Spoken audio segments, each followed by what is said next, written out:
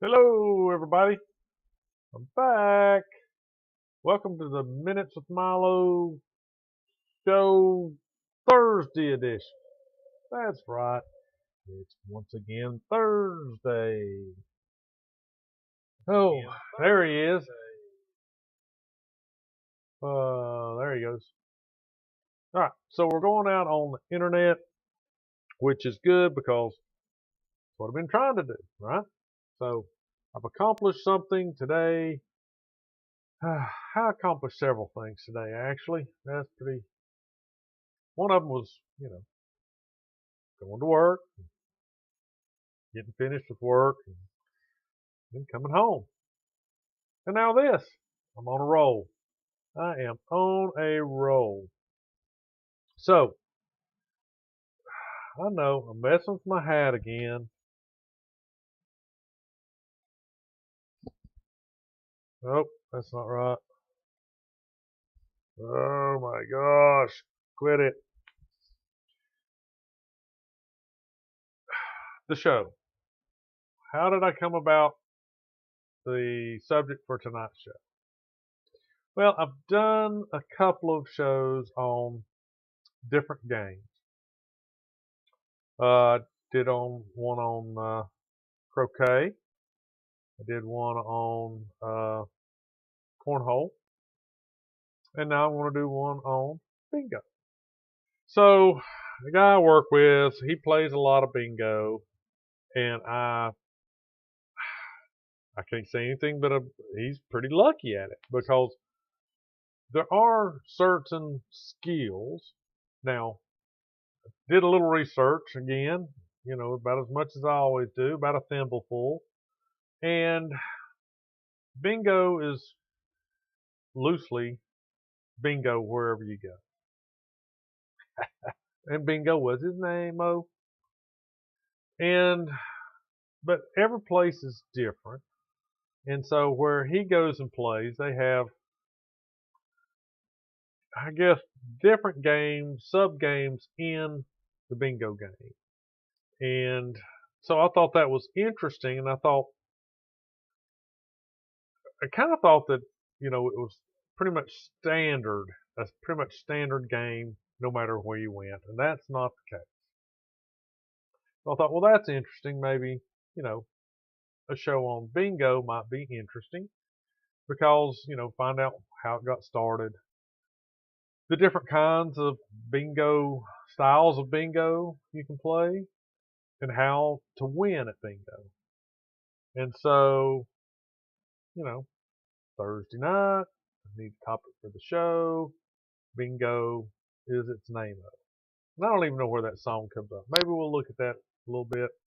Bingo. So I think just to kind of cross reference another show, I think bingo,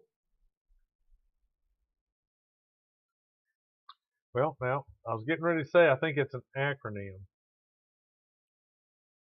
Well, there's something we can look at. Is it an acronym? Does it actually BINGO stand for something? I don't think it does. So you can say it bingo, or you can sing the song in BINGO. So BINGO would not be an acronym, as we discussed in the previous show. It would be an initialism, but bingo as a word would be an acronym if it stood for something else. I don't think it stands for anything else. We'll look at that. So before we get started, just get this out of the way because a lot of times people don't make it past this point in the show. Like, subscribe to the channel, leave me a comment, thumbs up, thumbs down, whatever you think. Give me suggestions, send me an email, look it up on Facebook, Instagram, X, Reddit. I'm on Reddit.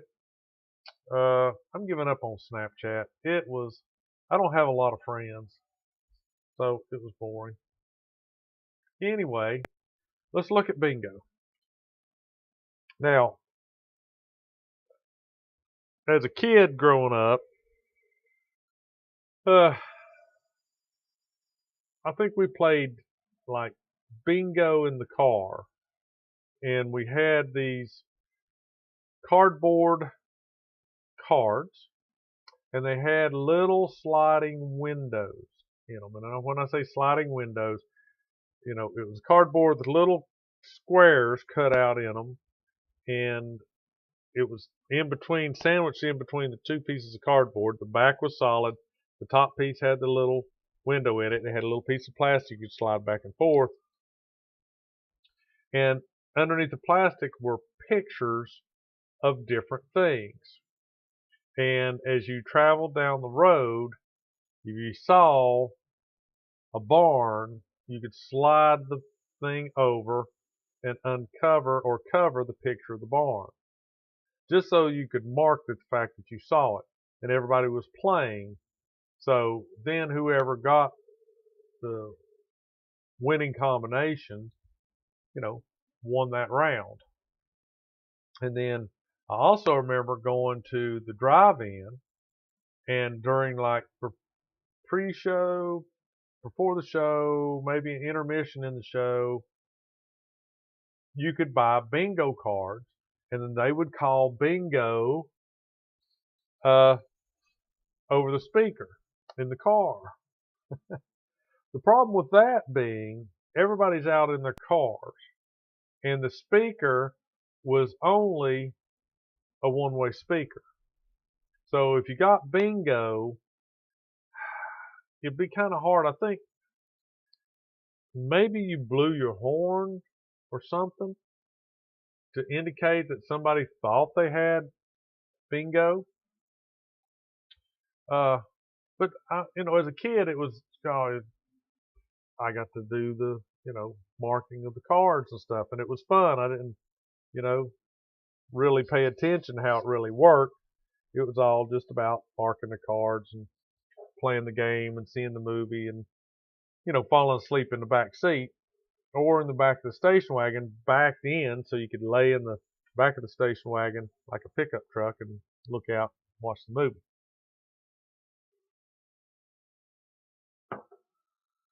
So bingo, how did it get started? Well, let's just find out. Bring up the old browser thing. Whoa, stop it. There it is. Whoop. Put me up there. Fade that to over there. And the number you're seeing on the screen is the number you can call if you want to talk about the show, the subject of the show, I meant to say. We'll just call it. Heck, I don't care. We'll change the subject of the show. Whatever you want to do. So, where are we? Is this what we want to be looking at? Ooh, how did bingo originate? The history of bingo explained. That guy's got it going on.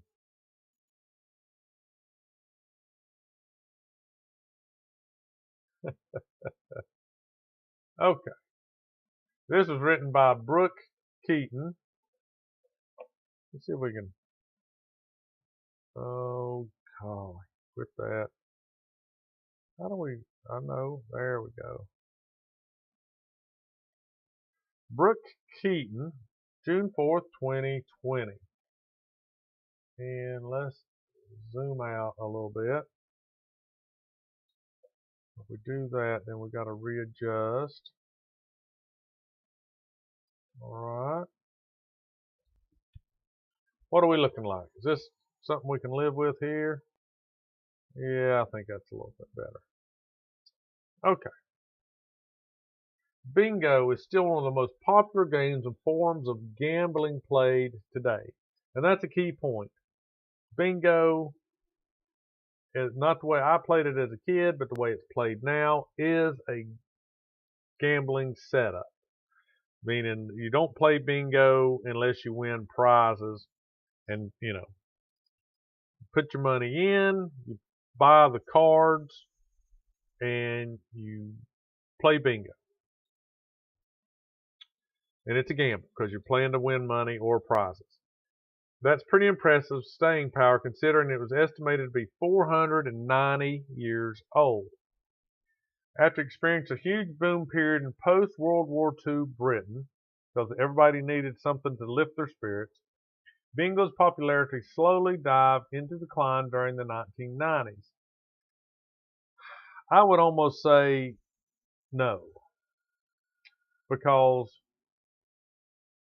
it's an adult gambling game, and so it's popular on and off with certain groups of adults because of whatever reason. But I believe there's hardcore bingo players that would play anytime, anywhere, no matter their age. So I think there's got a lot of core bingo players, and it probably does. The fringe, you know, people go up and down depending on, well, I don't have Thursday nights free now. I don't want to go. I can't go down to the bingo parlor or whatever. So, takes them in and out of it. But recently, its conversion into an online game has helped breathe new life and excitement into the gambling old guard. I don't know if I'd ever play bingo online. I just don't see it. How did bingo begin and where did it come from? Stay tuned as casino.org takes a look at the history and the future of the famous game. Huh.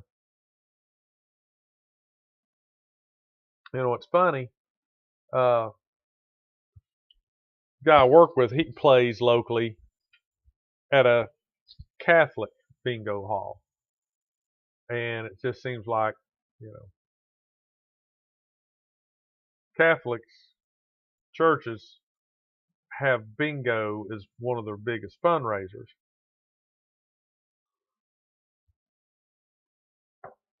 But other things can use it, other organizations. But it is very restricted.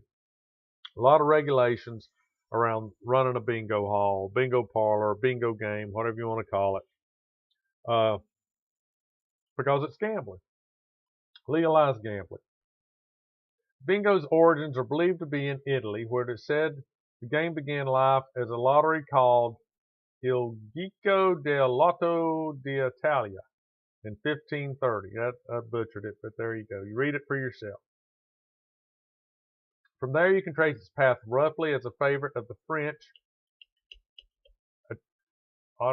aristocrats,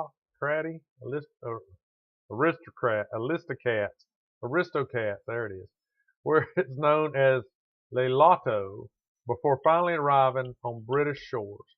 It's thought that bingo evolved into something resembling the game of chance we know and love today. When it first arrived in France by 1778, it was roaringly popular.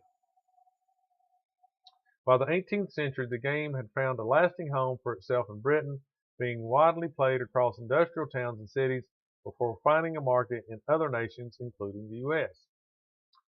Where did bingo get his name, Evidence suggests the game was first dubbed bingo in the U.S. in 1929. Legend has it that a toy manufacturer from Long Island named Edwin S. Lowe first played the game at a carnival in Georgia, where it had become known as Beano, due to its beans being used to mark the numbers. Okay. Beans are cheap, and that makes sense.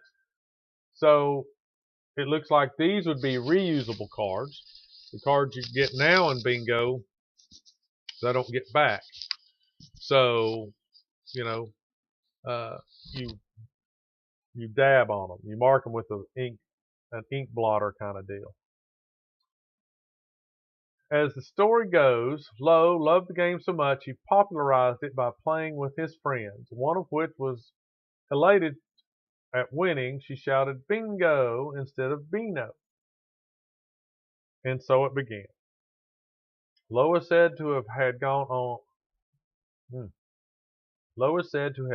on to print cards, increase the number of possible combinations, and package it as a game before selling it under the name of bingo.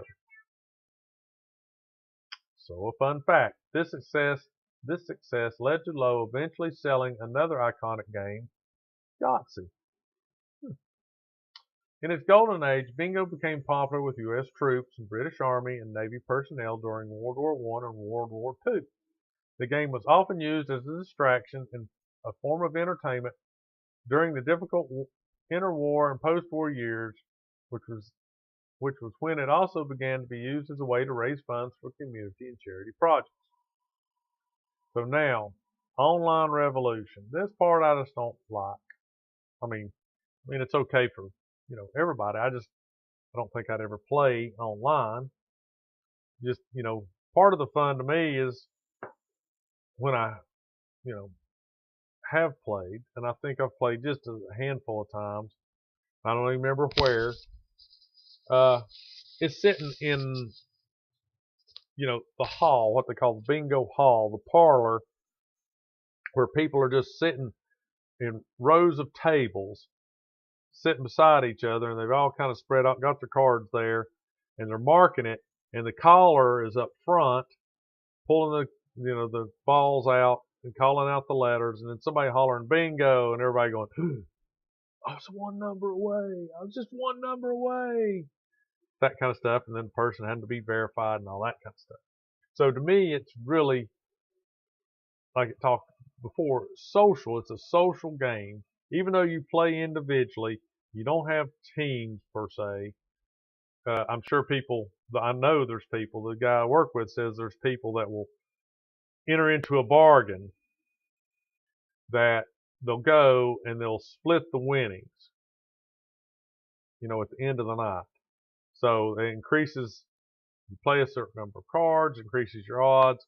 If you're working as a team, it increases your odds of winning. But of course, if you don't keep you got to split it 3 or 4 ways. You don't get as much, but your chances of winning something go up. All right, the online revolution. Let's see what it says. Gambling and gaming are sectors that have embraced the online world with enthusiasm. Players can now access a wide variety of games online with just a touch of their keyboard or a swipe of the touchscreen. So it's easy to see how technology has revived once popular games that were previously teetering on the brink of extinction. Bingo is one such game. Bingo is big business, with the industry being worth an estimated 1.3 billion somethings in the UK alone, and online bingo is having a notable impact. Cyberbingo.com, which was established back in 1996, is believed to have been the first ever online bingo site, but it was not until 2003 when its coordination with the massive online poker movement, virtual bingo really made a name for itself, with many dedicated sites being created. After a notable milestone occurring in 2013 when 15 Network Online Bingo Players Network officially launched and enabled the game to move into the lucrative mobile gaming market. It hasn't looked back since. What's bingoing on? Ha ha ha. Bingo has undoubtedly come a long way from its 16th century Italian origins and is now even almost unrecognizable from its glory days in the 1950s and 60s in Britain. So there they are. All these people are sitting at a desk with their own bingo cards. But its rich history, ability to adapt and travel well, and to endure evolutionary phases is all part of the charm. Originally in Italy, evolving in France, being revolutionized in Britain, and becoming commercialized in USA, it doesn't seem to get more international than that. And bingo's latest boom is showing no signs of slowing. All right. So there's a brief history of how it got started. Types of bingo games. Now, the thing about bingo, let's look at a bingo card.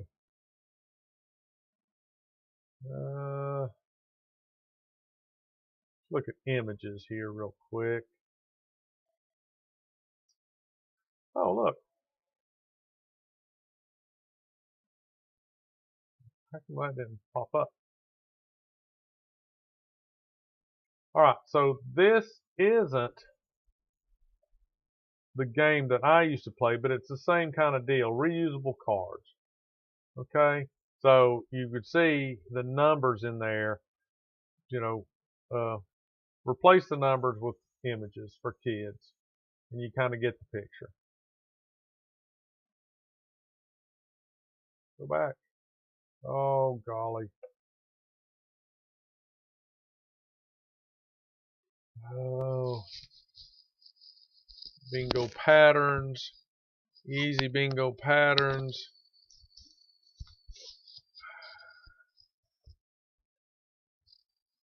So can we not just find a bingo card? So here's a bingo card. Now some of the ones I remember seeing, some of them I think were tore off in sheets.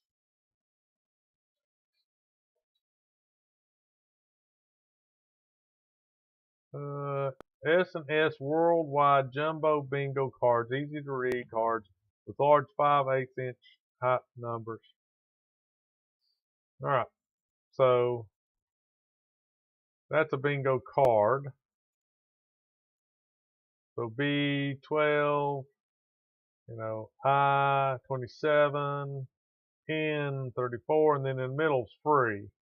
So you can play spaces like that. Close that out.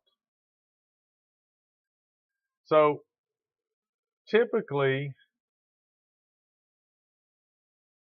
you buy a few cards so you can have multiple cards going at the same time, because that increases your odds of winning. But hey, there's Freddie. What's going on, Freddie? I think you should call you know who and get him on the phone to answer questions. I'm sure he wouldn't care. Well, I don't know. He wasn't at work today, so I don't know what he's into right now. But he seems to be really lucky at this.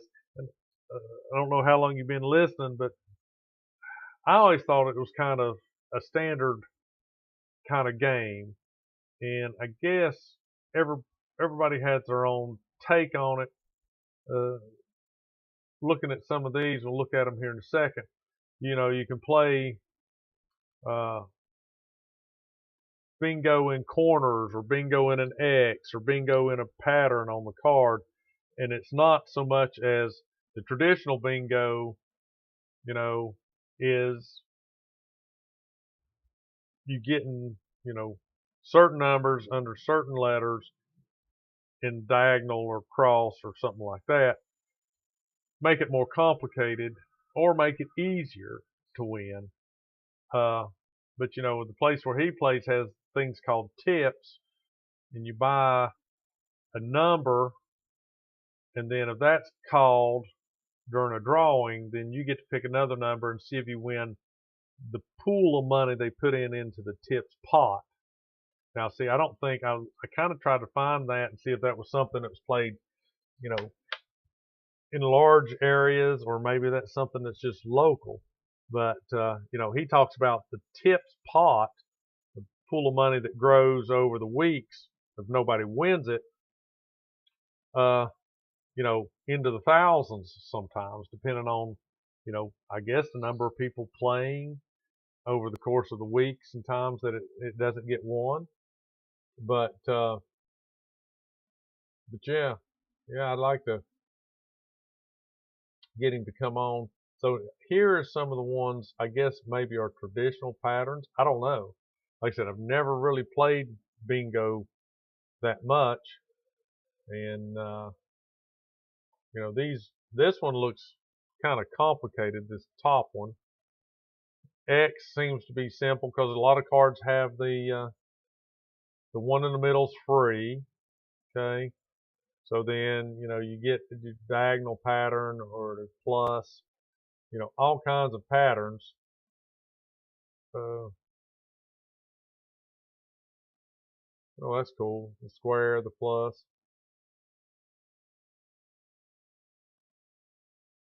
square, bullseye. That kind of looks like a sight. Bullseye. So let's look at how it's typically how it's played. Types of bingo games. So I looked to see how you win at bingo. And so let's just look at Wiki's how to win in 10 steps, or the 10 suggestions. You know, and this is one of those deals where it's like, number one suggestion, play bingo. All right, some people think bingo is a simple game of chance. Others take the game of bingo and the strategy behind it absolutely seriously. So, I mean, let's look at some of these tips. I want to talk about strategy, but let's look at these ways to win. Whether you're a statistics buff, decoding numerical patterns, or casual player looking to have fun, there are some basic ground rules that can set you up for bingo. All right. Stay alert so you don't make any mistakes. Come early, come caffeinated, and listen closely. All right, that would go without saying, but I mean, these are all, like I said. First tip to playing and winning at bingo is you got to play bingo. Second, you got to stay alert. Don't make mistakes. Don't fall asleep. I don't know why. Now look at this. Come early and listen closely. Maximize your chances by winning by playing games with fewer competitors and playing multiple cards at once. So one of the things I read on one of these other sites was you want to go early or late at night. And so, you know, that goes along with beat the rush. Cut down on your competition. Okay. So first one, I guess these are the real ones. Get there 30 minutes 30 minutes early. In order to win, you need to hear every single number that gets called. Arrive 30 minutes before the game is set to begin. This will give you time to purchase cards, visit with friends, get something to drink, set up your station. It's a process. Get your head in the game before it begins. So one of the things that maybe it'll talk about here is picking a good spot in the bingo hall. So, you know, you want to be able to hear clearly, you know, so you want to pick some place with, you know, if you're hard of hearing, pick some place that's close to the speaker. Because most of the time, you know, they have a speaker. You know, if you know the hall, try to pick some place where a lot of people aren't talking. And when I say know the hall, if you go there a few times and you always know there's 5 or 6 people that come in, they all sit at the same table, and they're always whispering and talking and looking over each other's cards and did you get this? They're distracting, you know, so you got to pay attention. 2, bring a bingo dauber and masking tape. You can set yourself up for success by bringing the right supplies with you. A bingo dauber enables you to quickly mark the numbers on your card that have been called. Masking tape can help you keep your game pieces secured to your table so you don't waste time adjusting them. So I guess they're calling bingo or the cards as your game pieces. So, and sometimes in reusable bingo, you know, you sit them down and you have little dots, little marker dots that you put on top of them. We played some of that at sometimes at Christmas parties. You'll play bingo at Christmas parties, and when somebody gets bingo and they win, you just dump off all your little markers and you start again with the same card. Choose your seat carefully. Where you sit can have a major effect on how well you play. The key to it is to avoid distractions. If you are serious about winning, You may not want to sit near friends or other rambunctious people. That's what I was talking about a little bit earlier. Stay alert. Whether you're playing in person or online, missing even one number being called can make the difference between winning and losing. So the number one way to win at bingo is to stay alert. Strategies for staying focused and aware can vary from person to person, but here are some tips. Do not drink alcohol. Consider drinking coffee or tea. Don't go to bingo on a day when you're especially tired. Take advantage of scheduled breaks.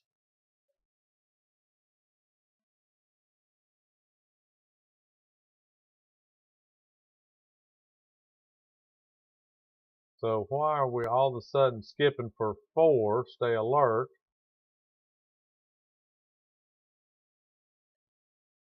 to another number 1? Now this is confusing. Let's just go on and say there's more tips, because it looks like there's a method 1 and a method 2. Play games with lower attendance. Every game of bingo has just one winner. Fewer players means that each player has a greater chance of winning. Try attending bingo games on weeknights when the crowds tend to be smaller. Right? Figure out how many cards you can handle. The more cards you have, the better your chances are of winning. This is true for in-person bingo as well as online.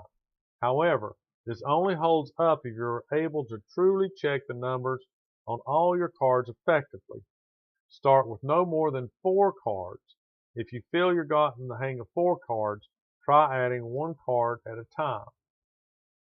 In a game with 20 players where everyone has 1 card, every player has a 5% chance of winning. In a game with 20 players where everyone has 1 card, but you have 4 cards, your chances of winning are 17%. So if you just go to a place where people only play 1 card and you can pick up 4, you might be the winner. Consider buying fewer cards but playing more games.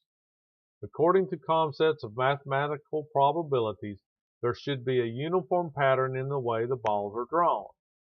This means that the longer you stay in the game, the higher the likelihood becomes that your balls will be drawn. If you are working with a set budget, it might be a better strategy for you to play fewer cards in more games. This strategy only works in the classic Wheel of Balls version of the game. Let's see what Wheel of Balls bingo is.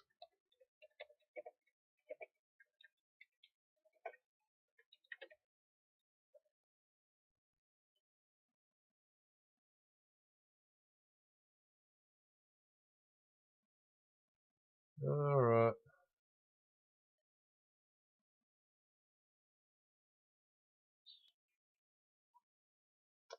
Wheel of Bingo. Wheel of Bingo is an arcade game where you need to spin the Wheel of Fortune up. Well, let's go back up to the top. Wheel of Bingo. Casual games. Well, I mean, it can't be just the simple fact that all the balls are in a wheel or in a ball themselves and you roll them out.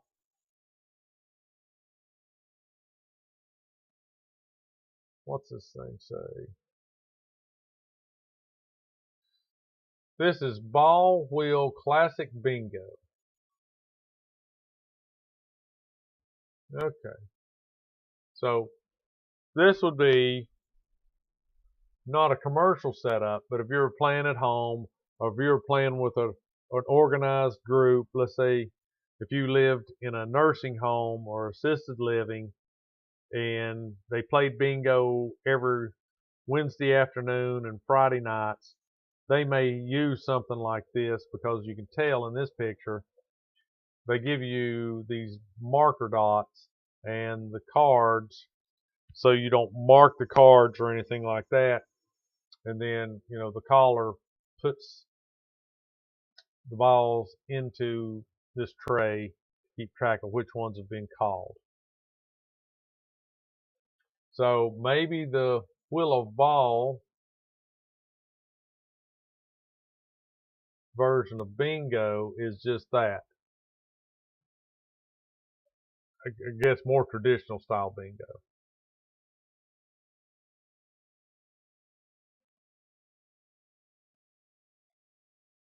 Hmm. 5 in a row, diagonally, blackout. And usually if you're playing, they name the name of the game at first. So if you're playing blackout, meaning you have to, first one to get all their numbers covered is the winner. You got to know what, if you're playing a pattern game or something like that, you've got to know what it is. And so they'll announce that before the game starts. And I guess in some bingo halls, you may have a combination of, standard bingo, diagonal bingo, blackout bingo, that kind of stuff. Mark your cards with highlighter for special pattern games. In most bingo games, there are 5 ways to win. 5 in a row, blackout, X, and 4 corners.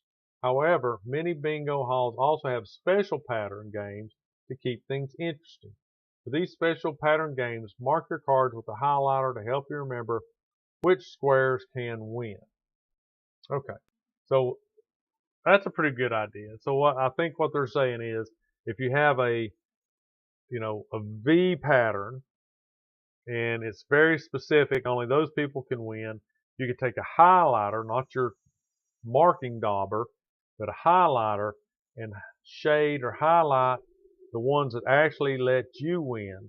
So you can keep in your mind when you're doing your dauber on the numbers that are called, you can say, oh, that one's outside the winning pattern.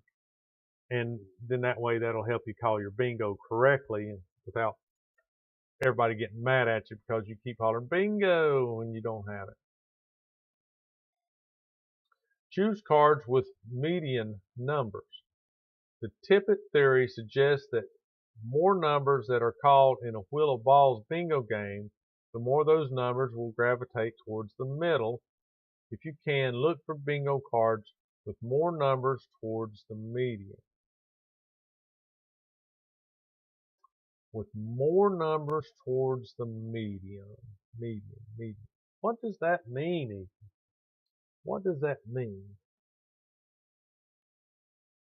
In a game that goes from 1 to 99, the median would be 45. Okay. The Tippett theory has never been proven. This theory was designed in terms of the classic Wheel of Balls version of the game, but many online bingo players use it as well.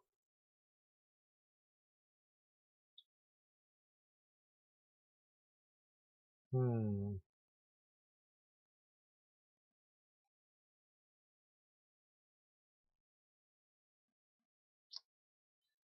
So I guess what it's saying is if the numbers are 1 to 99, the median of 99 is around 45. The middle of it is around, 45. So you want a card that has the most numbers in it that are in that 45, close to 45.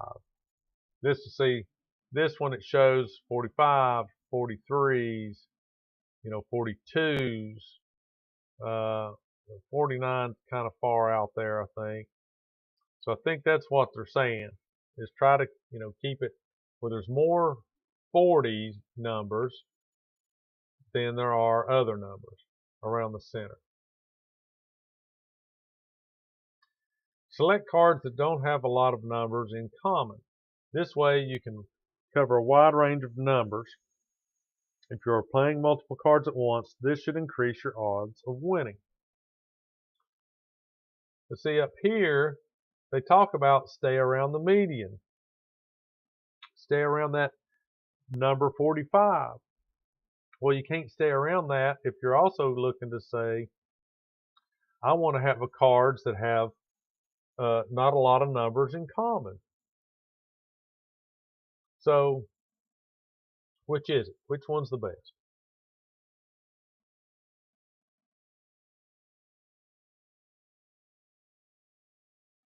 Hmm.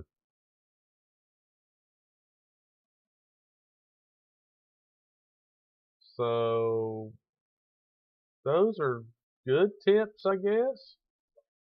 Kind of, I won't say no-brainers, because unless you play bingo on a regular basis with people that really know how to play, these might not seem, these might seem crazy. I don't know. But good basic skills, so you don't have to learn everything as on-the-job training.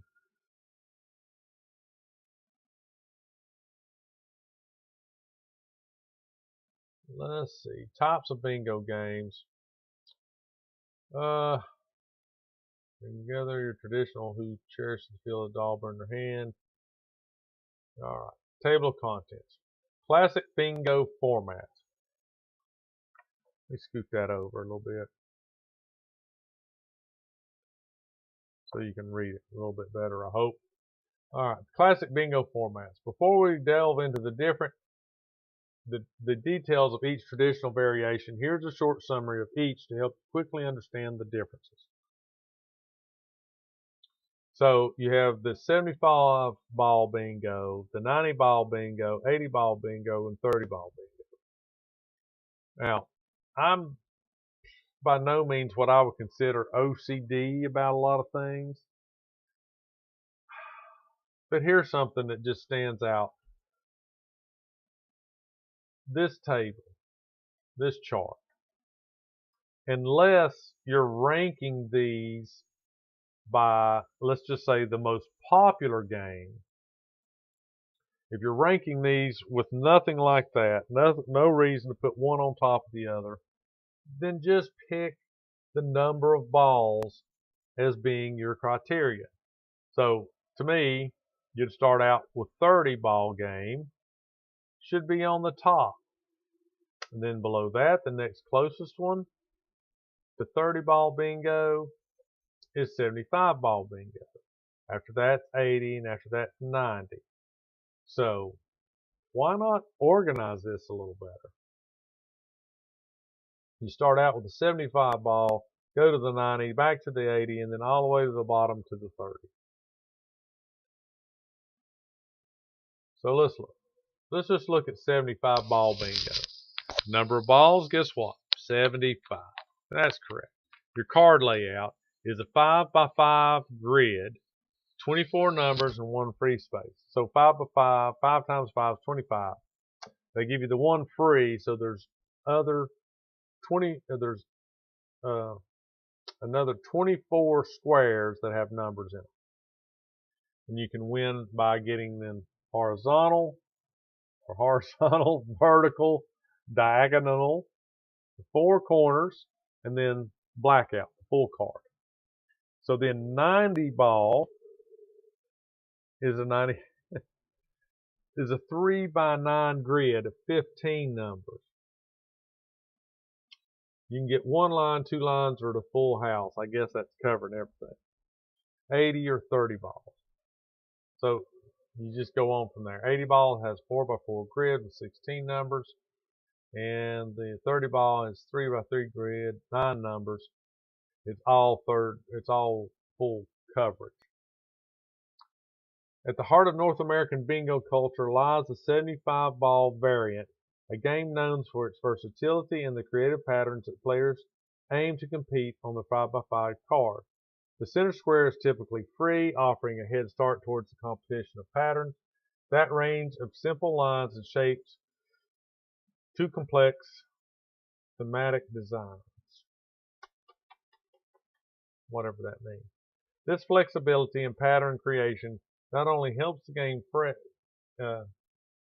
keeps the game fresh, but also allows for a personal touch in each game, making it the perennial favorite. For those of you intrigued by the endless possibilities of this pattern, our guide on bingo patterns offers a closer look at how to master this variant. So the 90 ball bingo. Across the pond, 90 ball bingo reigns supreme, especially in the UK, Austria, and parts of Europe, characterized by the 9x3 grid, This version unfolds over 3 stages: one line, two line, and finale, a full house where all numbers on the card are called. The gradual build-up and multiply winners makes 90-ball bingo a social affair, where the excitement and the camaraderie grow with each stage, is a testament to the game's ability to foster community and shared joy. So 30-ball bingo doesn't look to be very exciting. For those of you who find traditional bingo a tad slow, speed bingo offers a thrilling alternative. Played with 30 balls and a compact 3x3 grid, games are fast-paced and can be completed in just minutes. So 80 ball, nestled comfortably between the rapid pace of 30 and the speed in the more traditional 70 to 90 ball formats, 80 ball bingo emerges as a vibrant and colorful middle ground.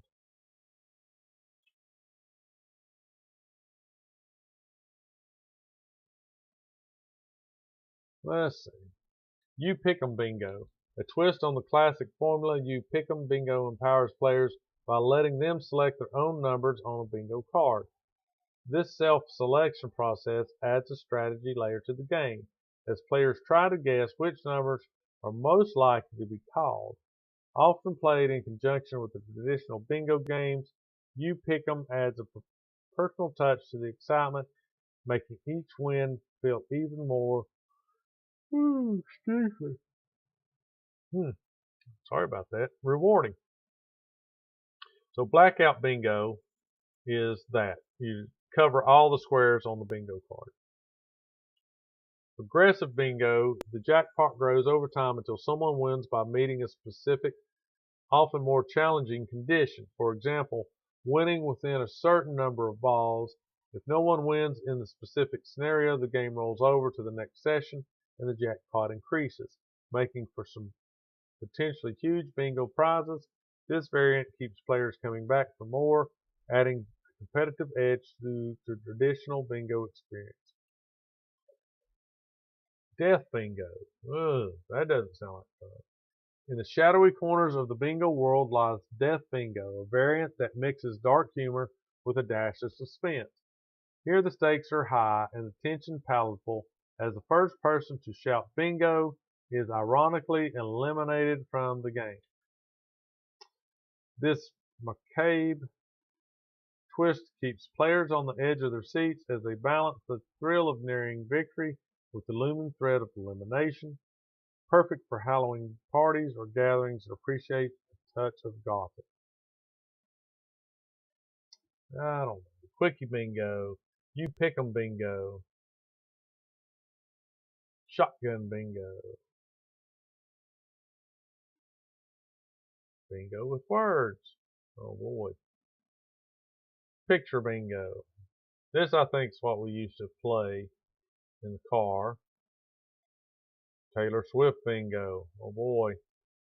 Movie bingo.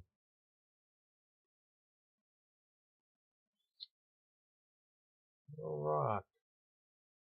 Hey, there's an arrow, the letter B, the heart, and the wine glass. Interesting. So really, what I take away from all that is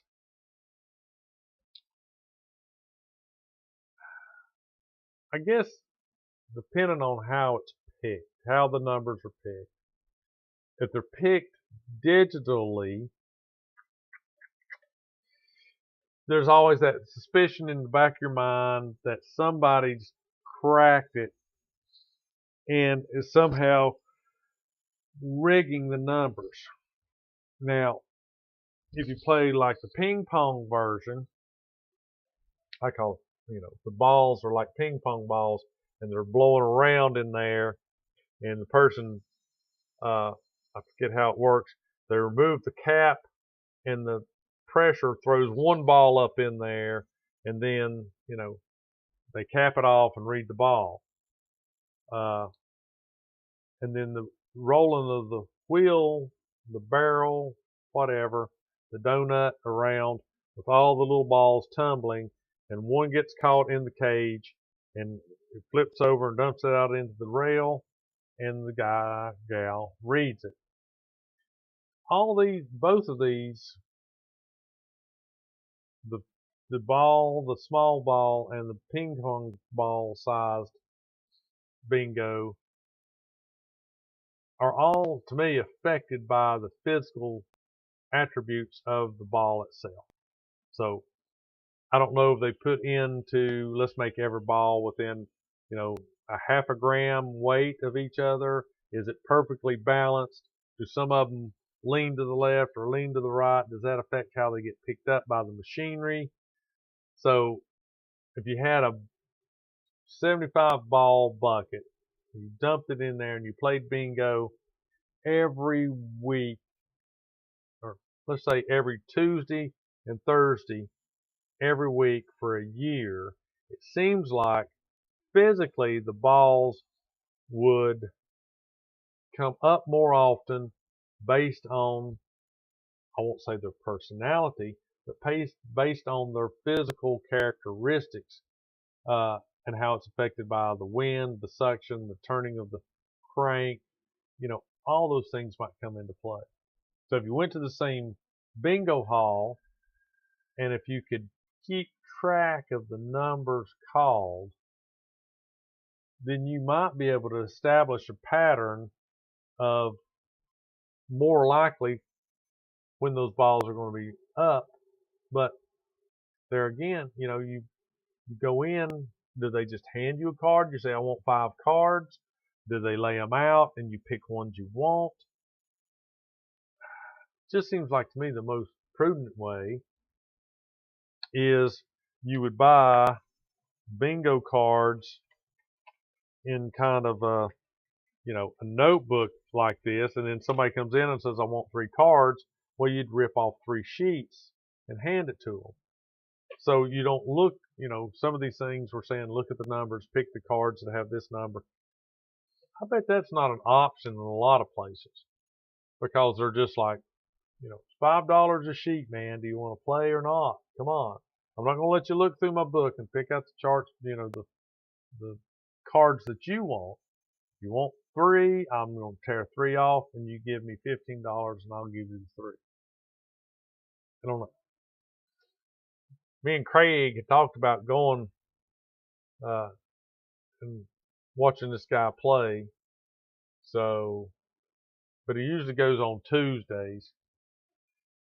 I don't know. I don't guess there's a cover charge in a bingo parlor.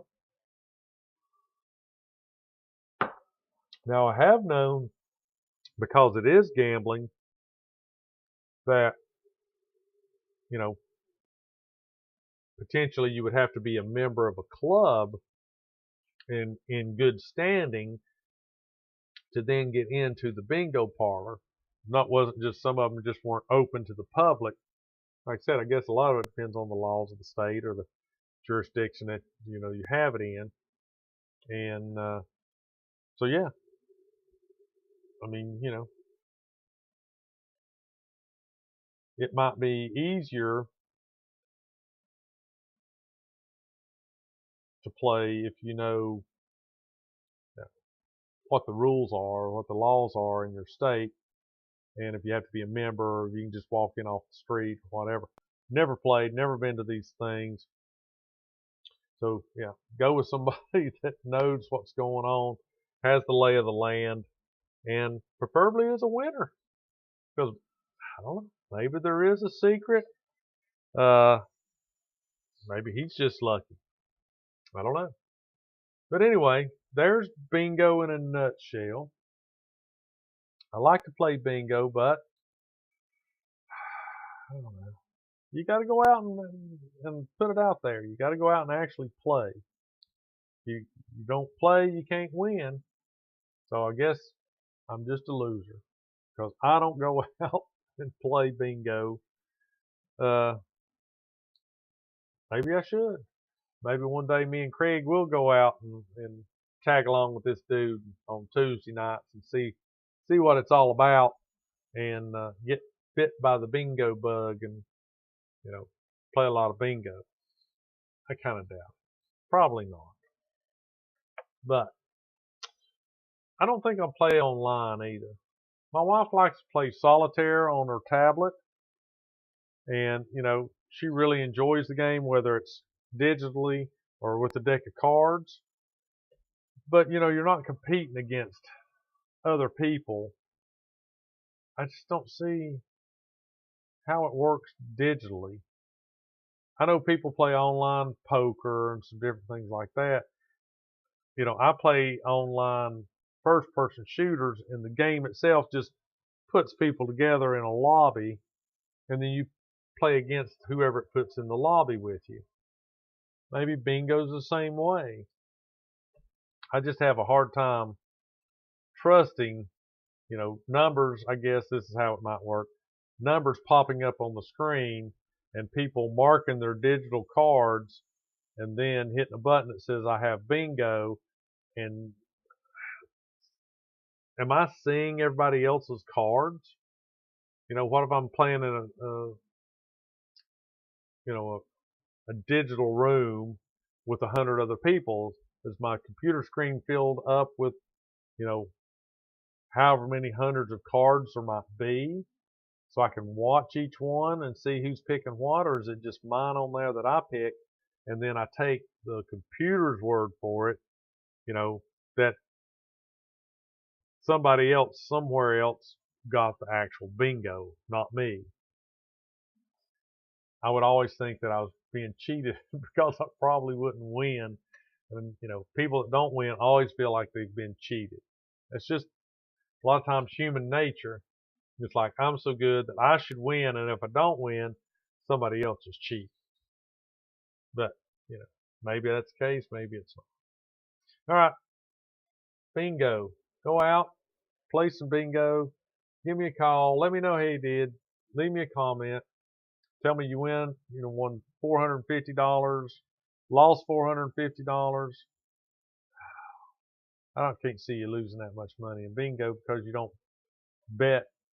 You go in and you pay your $20 or $30, whatever it is, I don't know, have no idea, to get however many cards. You sit down and daub them and you play, and if you don't win, you just lost your 30 or 40 bucks. If you win, hopefully you could break even. All right, everybody, if you made it this far, Freddie, I appreciate you coming. I don't know if you're still here, but thanks a lot for showing up. And next Thursday, be another show. Send me some ideas of what you want me to talk about. Call the number. I've got that set up now. It's a Google Voice number. I mean, I don't want you to think this is my personal cell phone number, but it's forwarded. It comes to me. So, call it, and I'm liable to answer it. Why not? Give me a call, get you on the show, leave me an email, voicemail, something. Let me know what's going on, what you think of the show. Give me some ideas for some topics. And I guess I'll see if I can get this. Where's my button? There it is. I'll get this thing stopped, and I'll see y'all next week. And hope y'all have a good weekend. See you later.